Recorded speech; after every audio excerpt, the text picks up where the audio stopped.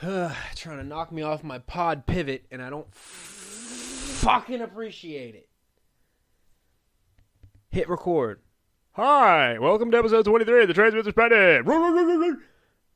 Alright, cancel that. Hi, welcome to episode 23 of the Trey's Perspective. I am... Alright, take fucking 3. Hi, welcome to episode 23 of the Trey's Perspective. What the fuck was that? And now here we are. Take 4. Welcome to episode 23 of the Trey Smith Perspective. I am your host, and these are my perspectives. Shout out to the Spotify listenership, Podbean listenership, YouTube viewership. Subscribe to the YouTube, follow on all the social medias, do the whole rigmarole. The whole fucking thing. Should be back to normal schedule this week. My fucking, internal pod clock's a little off because I had to sit on an episode for a week. And I'm, all messed up. My timing, for when I usually do things for the week is kind of thrown off. I don't know how to explain it, but if you ever get locked in a strict routine for a month, and then the smallest change happens, or any type of change happens, you're thrown off for a couple fucking days. Anyways, fucking what's going on, dudes? What's going on? Pretty fucking laid back episode today. Gonna get into some music. Some new music has dropped. Me and my lady have kind of been watching some spook stories, some scary movies, as we are in the season of that. Be it you don't have to ever be we watch horror movies all the time. It doesn't have to be Halloween, but now we have a reason to. So we actually haven't watched as many as we should have. Been slacking on the scary movies this Halloween. But we're able to kind of get into a couple. We won't start there, though. I was going to start with a fuck Jackson Mahomes rant. Because what had happened was I recorded the episode that came out. I recorded episode 22 a week before I released it. Didn't have time to edit it or do any of the necessary touch-ups to make it publishable, or to actually have the time to publish it, period. But throughout that week, I recorded about 20 to 30 minutes of an episode 23, because my plan was to just put out 22 and just roll it. Put out 22 whenever I had a chance to finish it. I was going to put it out that Tuesday. But the way that the hosting service kind of works is that it can only upload one video. It can only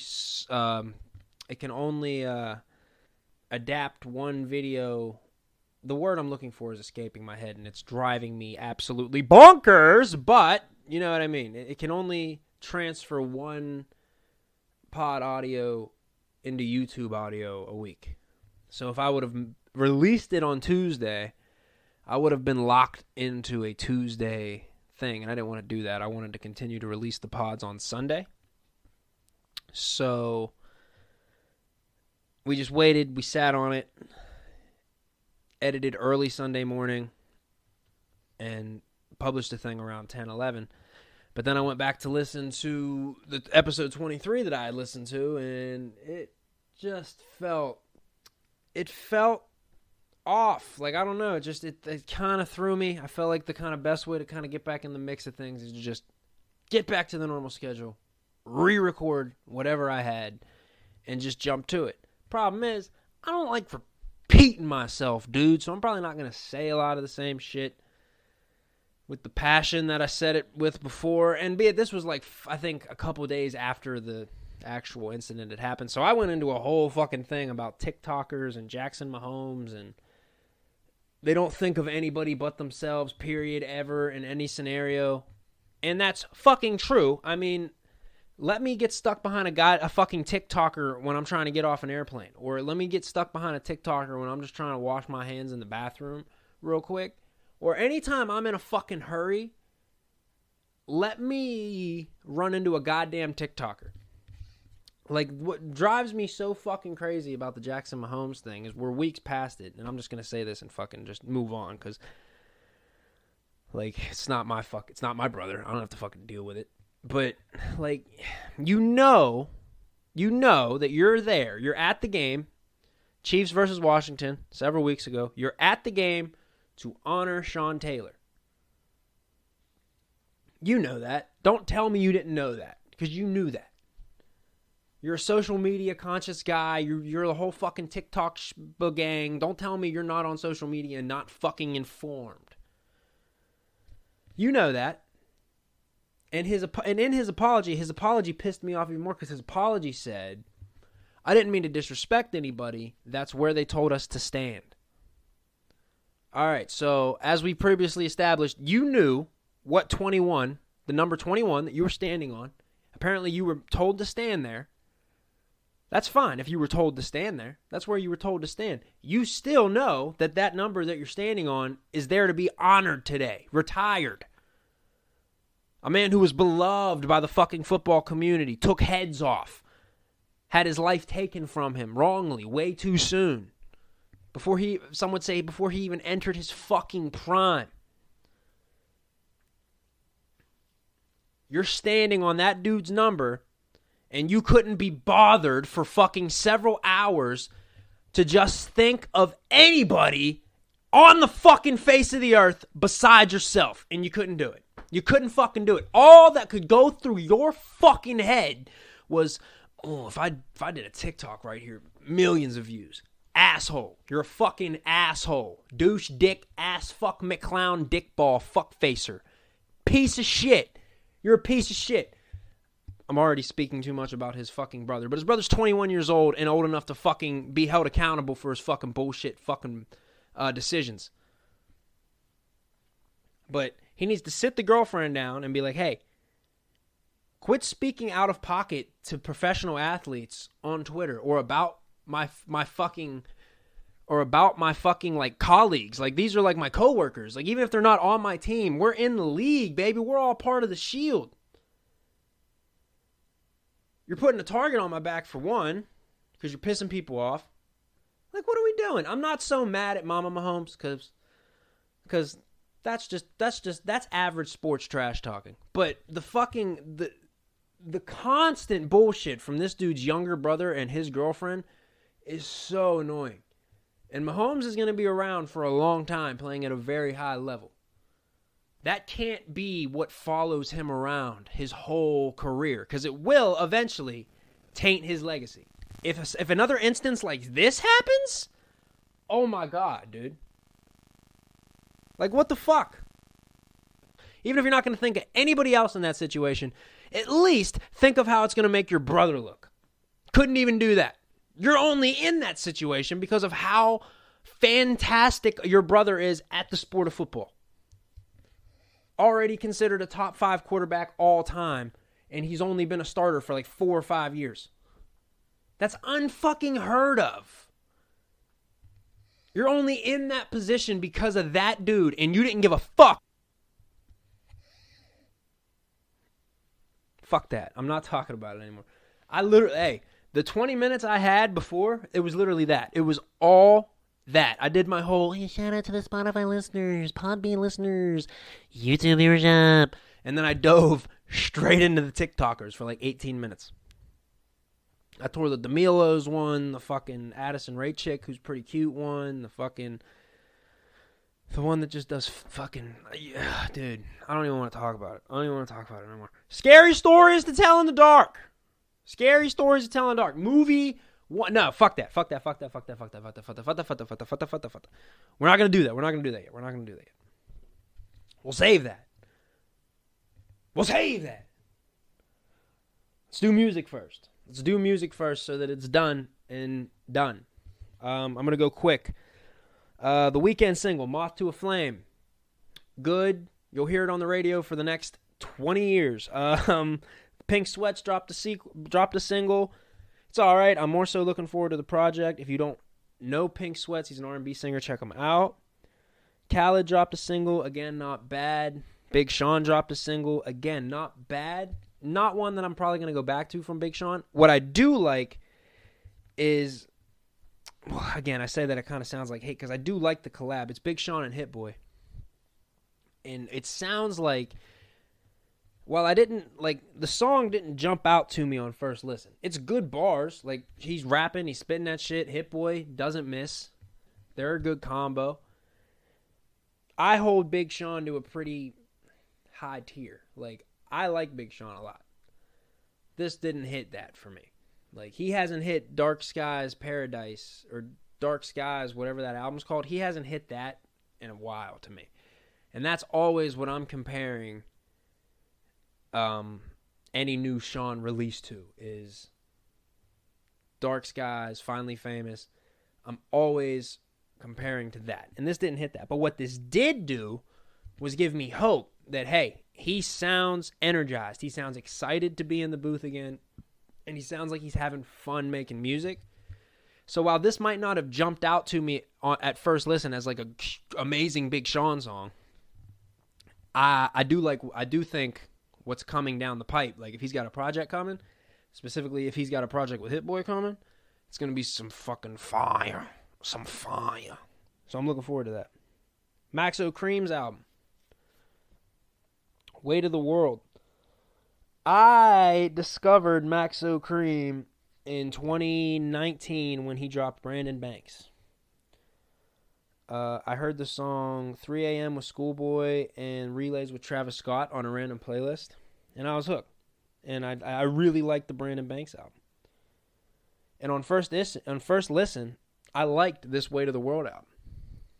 On second listen, I couldn't wait to turn this fucking thing off, dude. I don't know what happened from listen 1 to listen 2. I hate saying this because it sounds very dismissive and like ignorant to the artist, but every fucking song sounded the same, bro. Every fucking song.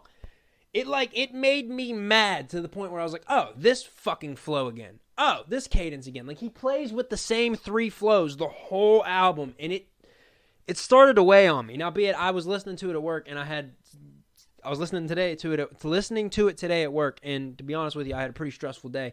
Might have had an influence on like the way I was receiving the album audibly. Like, it might have smeared how I would have felt about it had I been listening to it in a different scenario, but my God, I did not want to be like, it wasn't for me on the second listen. I'm going to give it a third listen, but yeah, definitely listen to Brandon Banks by Maxo Cream. This Weight of the World album, it's got some good songs on it. I do like the Freddie Gibbs record. I like the ASAP record. I like Greener Knots. I like the Don Toliver record. But other than that, a lot of this shit just sound the same. It just sound the same. Wale dropped an album. Falarn 2, Wale is back. Wale is probably one of the most underrated rappers to ever pick up a microphone.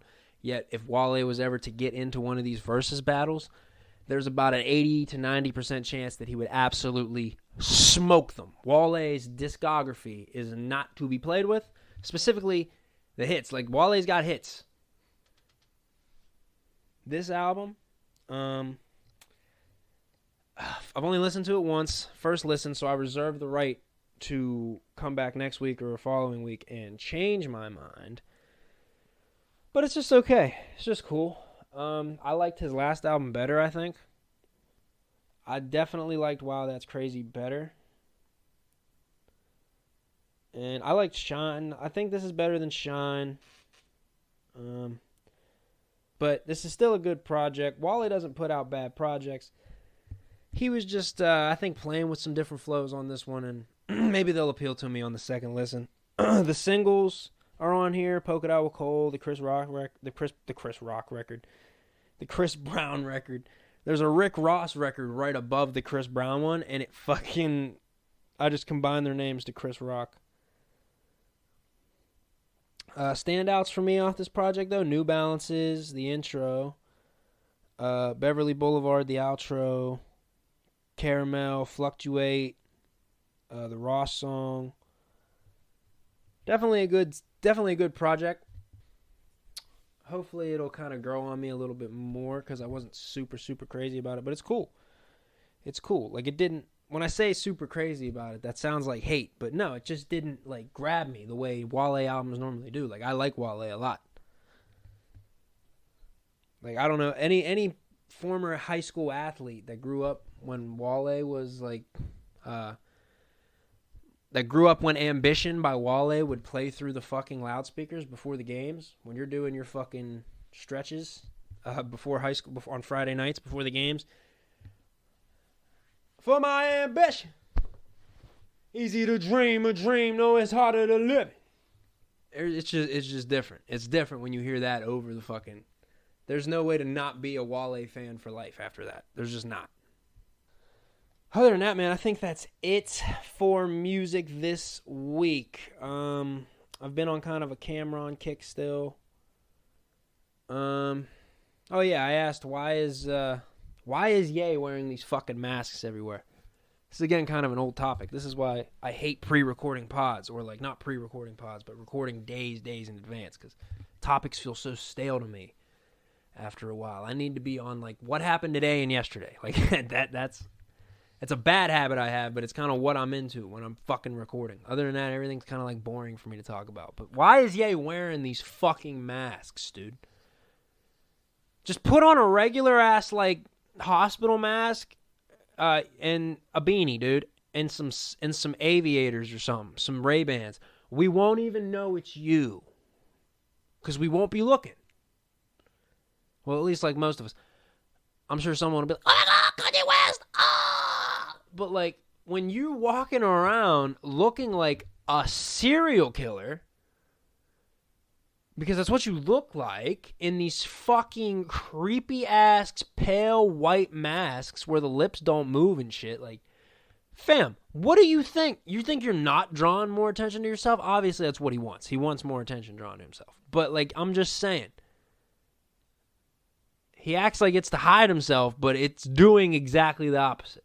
Which is what he wants, but I'm just going to point out the elephant in the room there. Also, I don't know what... Is he wearing the mask because of what he did to his hair? If that's the case, then I fully understand. Fuck it, dude. Let's get to some of these spooks. Some of these spooky times. First movie we watched was Scary Stories to Tell in the Dark. Now,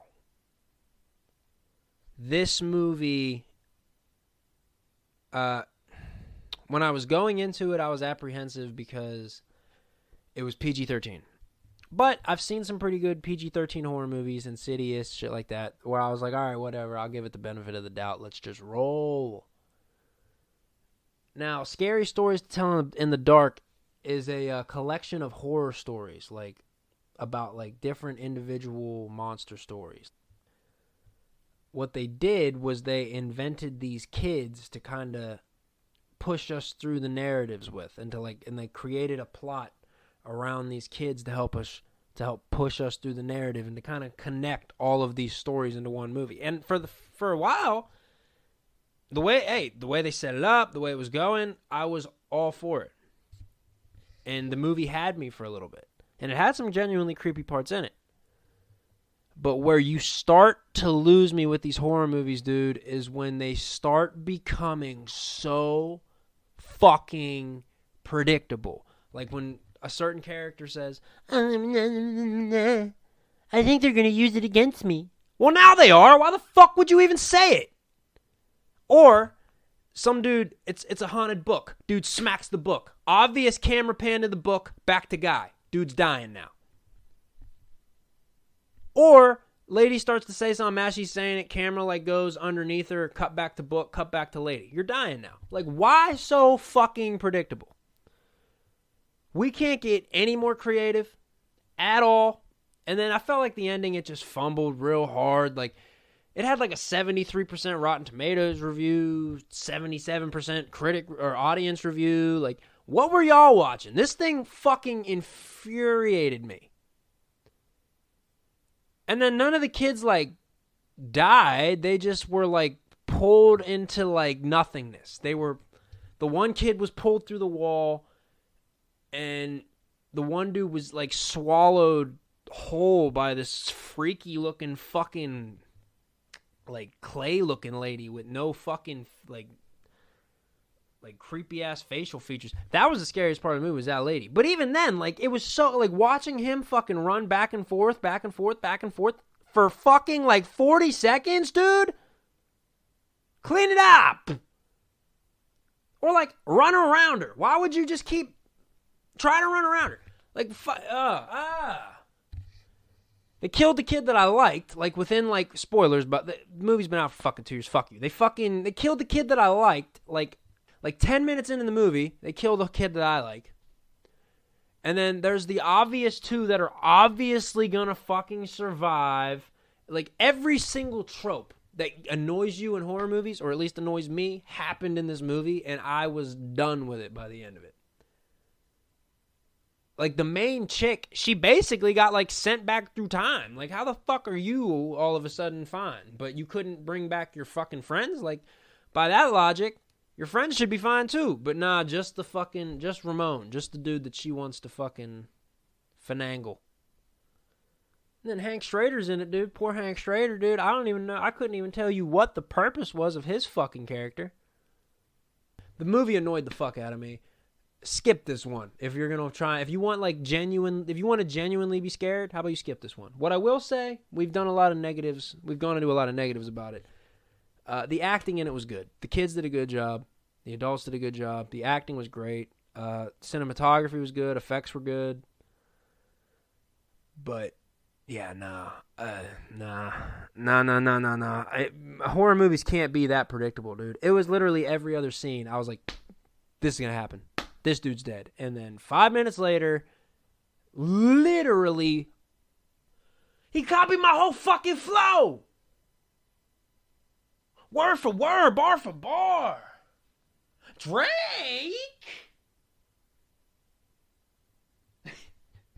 If you don't get that reference, then I can't help you. But yeah, maybe skip this one. If you're going to have a spook night. I could tell you what else I'm probably skipping. I saw the fucking Uncharted trailer. I'm definitely probably going to skip this one. Not that it looked bad or anything. I can just see what they're trying to do right from the rip, and I don't even want to give a fuck. First of all, I believe they've been trying to make an Uncharted movie since like the fucking second or third Uncharted. And Mark Wahlberg specifically has been trying to get it made. Mark Wahlberg could still fucking play Nathan Drake. Why is he not? Now, yeah, he's a lot older than you would like him to be to play Nathan Drake, especially in, like, the first game. But, like, the idea, who are you making an Uncharted movie for anyway, if not fans of Uncharted? So why does it need to fucking be, like, this big origin story thing anyway?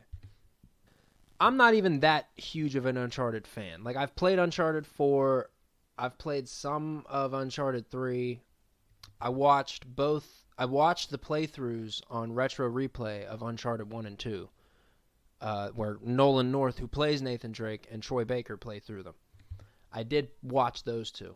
I don't know if Troy Baker stuck around through the whole second playthrough, because Troy eventually left the channel, but that's not important. So I know what happens, and I know all about it, and I am a fan. I just haven't played them extensively because I'm not a huge fan of the puzzles in the games and the tomb raiding. Like, I get more frustrated doing it as opposed to just watching somebody else do it. You know what I mean? Like, the only game where I've really liked, like, tomb diving was Jedi Fallen Order. And that had a lot of Uncharted elements to it. All over the place. I like Uncharted. I'm a fan of Nathan Drake. Specifically Nolan North's portrayal. But you can just see right out of the gate like what Sony's going for. Tom Holland will probably do a great job because Tom Holland is super talented. Tom Holland is great as Peter Parker. He's been great in other movies. That's the Spider-Man now for the next 10 years. Why does he... I just don't see him as Nathan Drake, though. He doesn't fill that role, I think, the way it should feel. Like, it just feels off. It feels off. Obviously, everyone thinks Nathan Fillion. Nathan Fillion should have been Nathan Drake 10 years ago. The fan-made film from, I think, 2018 showcased that beautifully, that Nathan Fillion basically is Nathan Drake. It should have been him. But you know who I wouldn't be mad at playing Nathan Drake if not Nathan Fillion? Maybe Mark fucking Wahlberg, who is playing Sully in the Uncharted movie. Sully looks and sounds nothing like Mark Wahlberg's Sully. This looks like it's just going to be Mark Wahlberg and Peter Parker going on fucking treasure hunts. But anyway. Like, they're obviously trying to make this a franchise. Like, they're not even trying to make movies anymore, and this isn't even just Sony. This is every fucking body. They're not just trying to make movies anymore. Like, let's make a good movie and then see what happens after. They're like, no, this is the start of something bigger.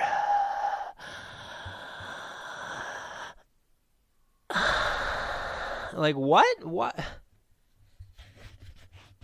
Like, we already know what this is going to be. This is going to be a B to C grade action movie, plot and fucking action-wise.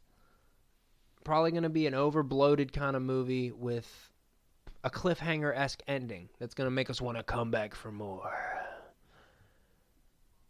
I feel like they for one, way missed the boat on an Uncharted movie.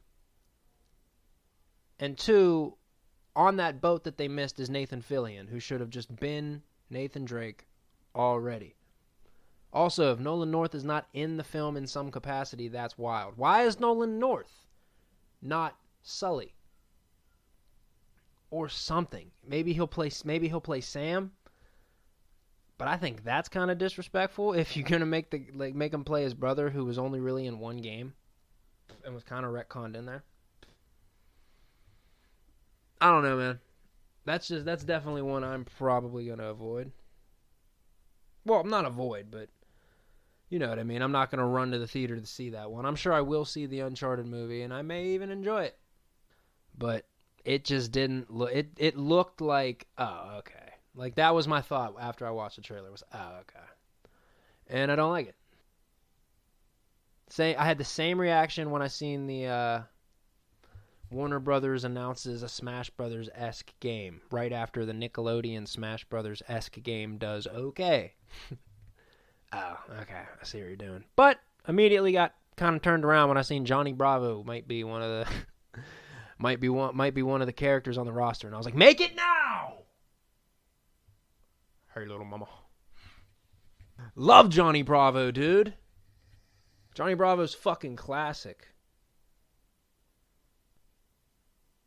That's really it, man. I don't know what else to really get into on this episode. What is this? Excuse me? This dude said Melvin Ingram wants out? Excuse me? Oh, I'm going to have to bring that up on Football Talk. That's not going to work. See, I hate this. I scroll through Instagram for a second on the Explorer tab, and I see so many Spider-Man No Way Home things, so many like fake like Marvel Cinematic Universe posters. It's absolutely wild. And then you look, leaked toys. Oh, dude, the new Buzz Lightyear looks really rapey and creepy. I don't like it. Rapey might be off-putting and not the right word to say, but it looks weird. They were saying he looked like he turned his body cam off.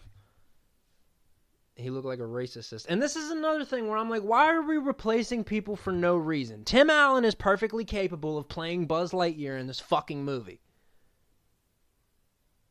and doing a good job. By the way, has anyone ever seen Buzz Lightyear Star Command, dude? The Buzz Lightyear movie that already exists. I watched it thousands of times when I was a child. I haven't seen it since I was a child, so it might not hold up as well as I think it does, but I'm going to keep it up on that pedestal because I haven't seen it enough since then to tell me otherwise, dude. So here we go. Why is Tim Allen not playing it? Why is Captain America playing him? And why are there so many Captain America fucking, like, callbacks in the fucking trailer, dude? Like, is this what we're fucking resorting to, like, as all-around media companies, dude, that we can't make one new fucking thing? Or even when we do remake something, we have to skew it to the point, or not even just skew it. We have to just rip the soul out of it. Like, why the fuck is Tim Allen not playing Buzz Lightyear? The voice synonymous with Buzz Lightyear for fucking 2 to 3 decades at this point, and you're going to make it Chris Evans. So from to infinity to Captain America, dude? What is that? So what the fuck? I'm not going to be able to take it serious. So what you're telling me is this movie is taking itself really serious, and I'm not going to be able to take it serious. And now I'm yelling over the fucking Buzz Lightyear trailer, and I don't like it. Because, like, there's just no point, dude. There's just no point. This movie didn't need to exist. I didn't need a Buzz Lightyear origin story. Hey, dude. You are a toy! Did they not watch the movie? Did they not? This doesn't need to exist. It doesn't need to have Chris Evans in it. So that every time I'm watching it, I'm going to think, oh, it's Captain America. What the fuck, man? That's just like the Mario movie having Chris Pratt, Seth Rogen, X, Y, and Z. Jack Black's in there. Jack Black gonna do a good job. I like Jack Black. But, like, what the fuck? Why? I don't get it. Listen, man. My dogs have been annoying the fuck out of me over this fucking cat situation, all right? Constantly hounding the door. And we can't introduce them. We've tried to introduce the dogs to the cats. Can't do it. 2 dogs. Dexter, Marley. Dexter, big boy. Roof. Marley, little girl. Ow! That's long story less long. We're trying to fucking introduce the cats to the dogs. The dogs to the cat. Tigger's probably just going to live in the laundry room because he seems to like isolation and shit like that. He just gets little bits of dinner here and there. Leo, the little baby, is too small to live in the laundry room because it's not properly insulated and there's just too much shit back there that he can kind of just fucking get into because he's a curious kitten. So he's probably going to live in the house. So we're trying to ingratiate him with the dogs, dude, and it's just not working. Marley, little one, remember from before? Hope, yeah, you got to remember now because I'm moving. She could probably get introduced. She will probably be able to meet the kitten eventually. The big one, Dexter, not a chance, bro. Not a chance in Fucksville. This dude just loses his goddamn mind anytime the cat goes, meow. And then sometimes I think like, okay, here we go. Because you look online and it says make sure that they've swapped scents. They know of each other's presence. They know each other's scents, shit like that. They're comfortable with the presence of the other animal in the house. And we're at that point. Like, the cat's been here for what, week? Tigger's been back there for weeks at this point. Like, yeah, they're used to cats now. But it's when he comes, it's soon as he sees him, dude. It says very specifically online, if they're barking or crying or looking like they want to pounce in any way, X-nay the whole thing. Don't fucking do it. Don't fucking do it. And every time his eyes see the cat, loses his fucking mind. Loses his fucking mind. Remember, told you before, I introduced him to Tigger. Tigger comes out, trying to meet him, even though he's barking in his face, and he fucking claws him off the table. My mom is all fucking ditzy, like, no, he's just a dog. He wants to meet the kitty. I'm like, no, he doesn't want to meet the kitty, dude. This isn't a fucking Pixar animated Disney movie, all right? He's not like, I want to make a new friend. Roar, roar, roar. He's like, what is that in my fucking house? Like, no, it's not. He doesn't want to meet the kitty and fucking play and have a new friend. He wants to know what the fucking little thing is squealing is, and hey, how fast can I kill it? His eyeballs, he gets crazy eyes, bro. He like when you see your dog see red, they get them crazy eyes. He gets them crazy eyes. All that being said, the cat don't give a fuck. Cat don't give a fuck. Almost jumped like right into his mouth yesterday. Like, yo, what the fuck? Because the gate's not that tall. Like, it's not, I need to go out and get a new gate because of yesterday's incident. The gate is not that tall. The gate's maybe like, I want to say like maybe 3 feet. Not even. Like, not even 3 feet. Maybe like 2.5. But he's a baby kitten, so you don't expect him to just leap right over it. Like, he might question his limits. Not out of, like, he can't do it, but, like, he might question his own little baby limits. But cats, in general, bro, just take calculated risks. Like, he looks up and he's just like, even if I don't clear it clean, there's a good chance that I might flip, land on my face on the other side, and I could probably get up and be straight from that in about 2 seconds. Fucking boing. Like, that's what cats do, bro. They just take calculated risks. Like, Tigger will be walking on the back room and be like, I might bust my ass if I try to jump from here all the way to the top of the dryer, but that should be warm on my feetsies. Boing. Like, hey, they don't care. So the fucking cat, boing, jumps right over the thing, like, through the curtain, right past Dexter's face, lands on the ground. Dexter goes to, like, eat him or, like, bark at him, and the cat just sprints behind realizes he has made an awful mistake. He realizes he has made an awful mistake at this point. Stops, pivots, and fucking sprints behind the fridge.